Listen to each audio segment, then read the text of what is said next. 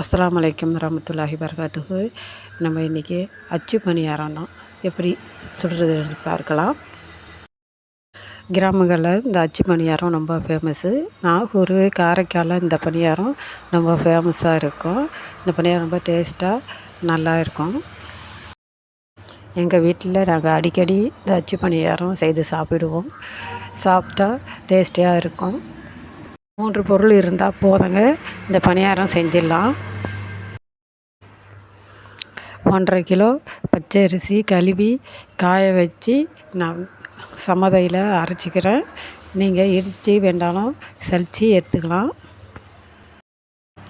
1½ kilo அரிசிக்கு 15 முட்டை, 1½ kilo சீனி. முட்டையும் சீனியும் மிக்சியில் அரைச்சிட்டு வந்துடலாம்.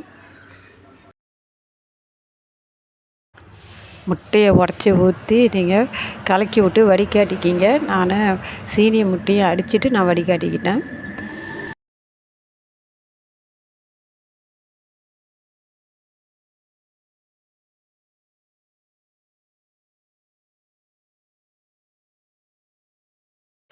முட்டையும் சீனியும் அரைச்சாச்சு.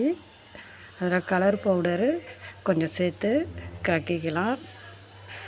அரைச்சி வச்சா அரிசி மாவை கொஞ்சம் கொஞ்சமாக சேர்த்துக்கலாம். நான் அரிசி மாவில் ஒரு 10 ஏலக்காய் சேர்த்து நான் அரைச்சிருக்கிறேன். நல்லா கலக்கி விட்டுக்கலாம்.